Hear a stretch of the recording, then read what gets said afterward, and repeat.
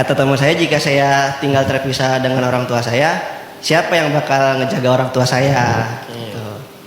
Terus kata Rangga? Pertanyaan yang jadi pertanyaan buat saya kan anak tunggal di keluarga saya. Beberapa waktu lalu teman saya bilang bahwa kalau anak tunggal tuh tidak usah perlu memikirkan soal rumah, karena setelah menikah rumah orang tua saya itu bakal jadi milik saya. Cuman saya pengen tetap memilih untuk tinggal terpisah dengan orang tua saya. Tuh.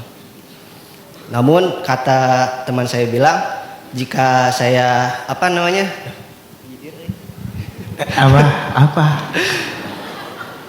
Kata teman saya, jika saya tinggal terpisah dengan orang tua saya, siapa yang bakal ngejaga orang tua saya? Gitu.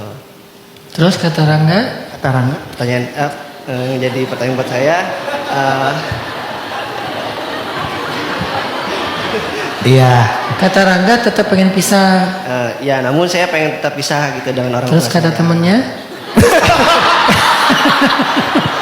Ini kan ceritanya dialog dia sama temen ya. Ini temennya siapa sih? Iya, ada temennya ikut? Enggak. Enggak ikut. Oke. Kemudian? Cuman pertanyaannya, Tuh benar kan kata apakah saya temennya? boleh gitu tetap tidak tinggal dengan orang tua saya gitu setelah menikah? Kata saya. Iya. Nanti jawabannya kata Ustaz. Menurut saya. Iya, gitu. Anak tunggal itu nggak usah mikirin rumah. Itu sih bukan kata temen Rangga, kata kita semua. Namanya anak tunggal itu nggak usah mikirin rumah ya. Dan dia pasti dapat rumah dari orang tuanya kalau orang tuanya punya rumah. Tapi kata Rangga, dia pengen punya rumah sendiri. Kata temennya, terus yang jaga orang tua kamu siapa? Akhirnya Rangga nanya saya.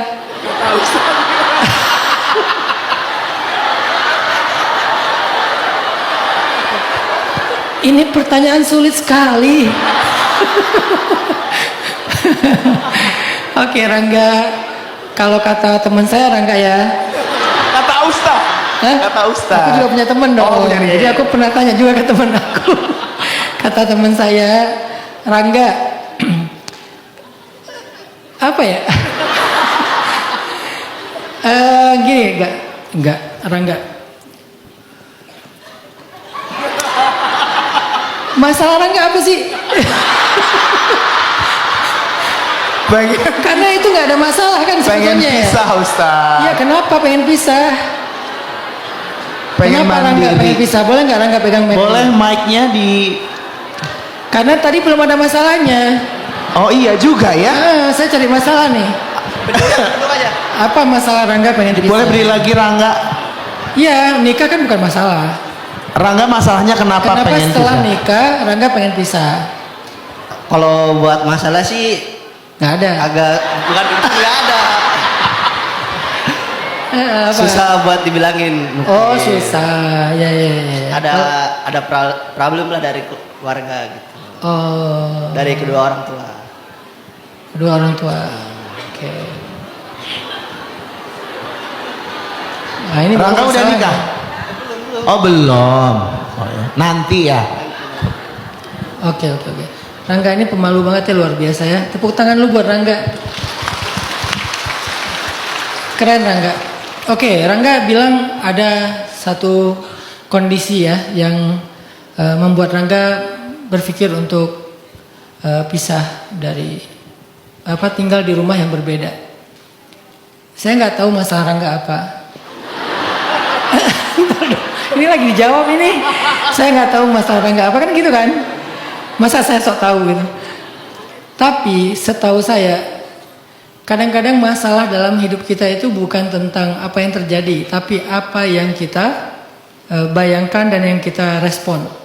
Rangga mungkin khawatir nanti akan ada masalah antara istri dengan mertua, atau Rangga ngerasa kayaknya dengan kondisi orang tua kayak gini, saya nggak akan pernah bisa mandiri karena orang tua selalu mengcover dan membackup kebutuhan saya. Saya nggak pernah merasakan jadi seorang pemimpin bagi istri dan anak-anak saya segala macam gitu ya.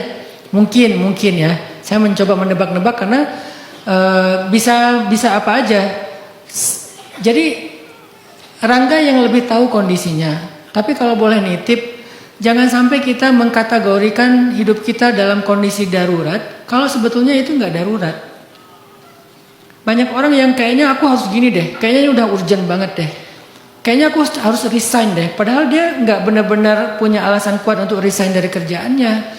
Kayaknya dia nggak ada alasan yang kuat untuk cerai dengan pasangannya, tapi ngerasa udah layak cerai. Kayaknya dia nggak ada alasan kuat untuk jauh dari orang tuanya, tapi dia ngerasa udah harus pergi dan tinggal di rumah sendiri. Nah ini tuh harus benar-benar ditanyakan secara lebih private kepada orang yang paham. Karena ini ruang publik, kalau orang nggak ngerasa nggak pantas untuk membicarakan secara lebih terbuka, saran saya ngomong sama orang yang lebih ngerti atau ustadz atau guru tapi private.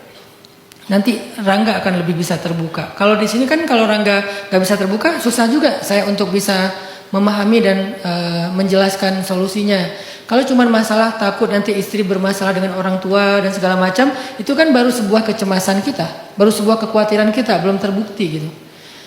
Tapi kan preventif Ustadz, bagaimana kalau ternyata justru ibu kita berubah setelah ada istri? Ayah kita berubah setelah ada suami di rumah. Bisa aja itu terjadi gitu. Atau bagaimana kalau kita siapin dulu pasangan kita dan orang tua kita sehingga nggak harus terpisah. Tapi kalau ternyata terpisah pun nggak darurat amat, boleh nggak Ustadz? Boleh, nggak masalah.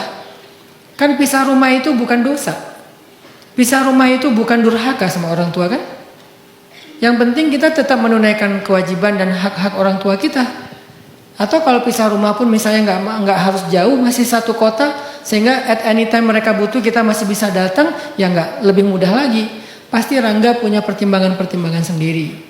Tapi kalau boleh saya kasih saran kepada Rangga, milikilah pertimbangan sendiri, bukan hanya kata teman. Takutnya nanti kata teman lagi, kamu kalau di rumah kontrakan begini-begini. Ya sih.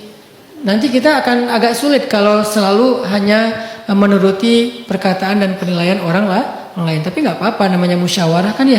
Untuk memutuskan sesuatu itu lakukan 3 hal. 1, istikharah, minta pendapat Allah. 2, istisyarah, minta pendapat orang yang lebih berpengalaman. 3, istifta, minta pendapat ulama. 3 ini, istikharah, istisyarah, istifta. Istikharah, minta pendapat Allah.